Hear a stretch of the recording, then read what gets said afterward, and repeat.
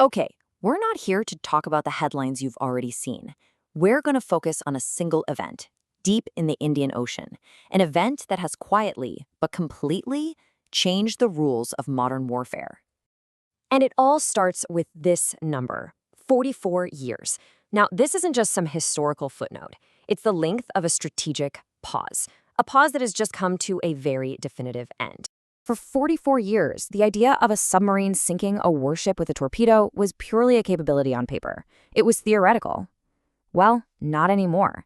So we're going to break down how this one single act reactivates a dormant combat doctrine, what that means for global power competition, and, crucially, why it exposes a vulnerability we all depend on.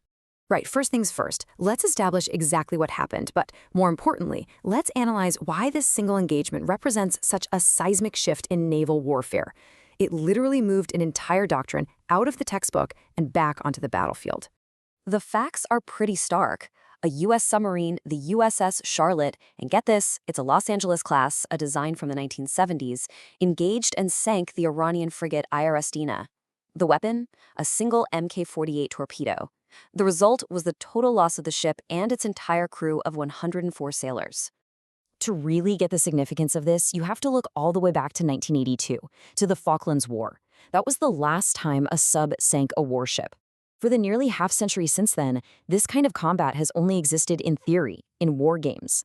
The Charlotte's single torpedo, well, it just instantly bridged that 44-year gap. And think about what that means. Decades of strategic planning, trillions of dollars in naval investment, all of it was based on a threat that hadn't been real for 44 years. Then, in a single afternoon, that theory was proven to be a deadly combat reality against a modern warship. The economics of this engagement are just as stark as the outcome. You have a single torpedo, right? Costing maybe $4 million.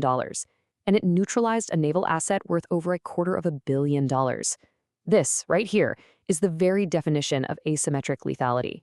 Now, a tactical event like this doesn't happen in a vacuum. It sends these powerful ripples across the globe, forcing a major strategic recalibration, especially when you start thinking about China and its rivals. So this is the big question. It's the one being asked in every major naval headquarters right now. Because the revalidation of this submarine doctrine, it sends a stark, undeniable message directly to Chinese naval planners thinking about their strategy for Taiwan. Any Chinese strategy for Taiwan absolutely depends on them controlling the seas around the island. But it's a known fact that their anti-submarine warfare, their ASW, is a relative weakness. This attack confirms that their very expensive surface ships are dangerously vulnerable to a stealthy underwater threat they really struggle to detect. And on the flip side, this validates the U.S. Navy's primary asymmetric advantage. Its fleet of over 50 nuclear attack submarines is designed specifically to operate inside heavily contested waters, where surface ships just can't survive. And now, that capability is no longer theoretical. It's combat-proven.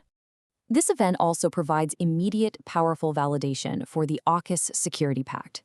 You know, the core mission of AUKUS is to give Australia nuclear-powered submarines. Any argument that this was just an investment in some obsolete Cold War capability has now been completely and utterly demolished. Which brings us to the ultimate point of this briefing.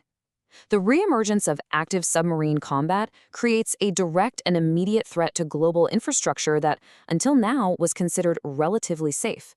All the critical assets we have lying on the seabed. Look, for years, we've been monitoring Russian submarine activity near critical NATO data cables.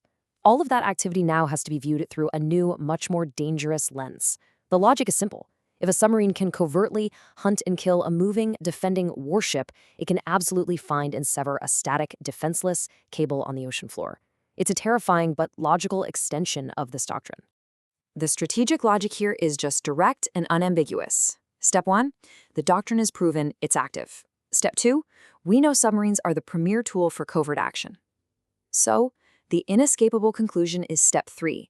Our undersea infrastructure must now be considered a primary target in any major conflict. And just look at the scope of this vulnerability. We're not just talking about the fiber optic cables that carry over 95% of all global data. It's also energy pipelines and critical military surveillance systems on the ocean floor. All of them are now demonstrably at risk. So ultimately, the sinking of the IRIS Sahand didn't just happen in the Indian Ocean. It opened up an entirely new front, on the ocean floor. The undersea domain is now, without a doubt, an active battlefield. And that leaves us with one final, very urgent question. Are our most critical assets prepared for this new reality?